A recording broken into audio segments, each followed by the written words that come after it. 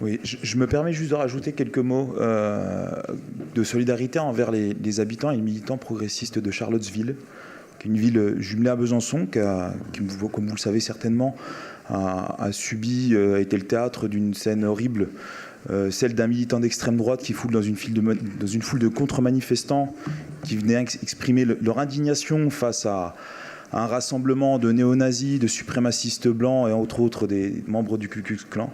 Voilà, donc je pense que c'était important d'avoir quelques mots pour eux et quelques pensées pour eux ce soir, pour saluer aussi le courage qu'il faut pour se battre contre le racisme dans ces conditions-là. Voilà, je voudrais aussi dire quelques mots rapidement envers un citoyen franco-palestinien qui s'était rendu à Besançon il y a quelques années. Il y a une motion, oui. On en parlera à la fin. Donc une petite pensée pour lui. Et je voulais aussi avoir quelques mots pour Solange en tant que président du groupe communiste. Voilà, pour remercier tout le travail. Pour le groupe communiste, ce sera une grande perte, c'est sûr. On respecte son choix. On a eu beaucoup de plaisir à travailler avec. Je pense que beaucoup de Bisontins ont eu la chance d'avoir Solange Joly comme adjointe aux relations internationales et comme conseillère municipale déléguée aux personnes âgées.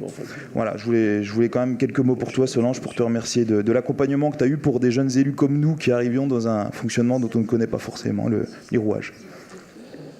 Donc le PC voulait rien dire alors? Si vous voulez, enfin...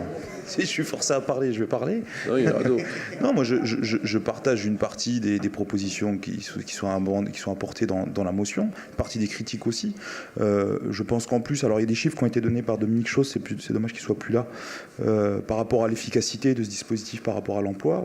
Je pense que dans les débats qu'on a, pas seulement qu'ici, de manière générale, on a souvent un problème d'échelle. C'est-à-dire que, oui, effectivement, 465 000, je crois que c'était ça, emplois liés au contrat aidé, 3 milliards d'euros, il me semble, de tête.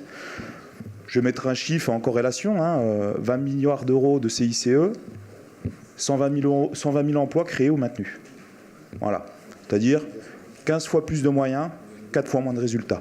Donc si entre les deux dispositifs, il y en avait un à supprimer, je pense qu'en termes d'efficacité, ce serait peut-être le deuxième auquel il faudrait s'intéresser.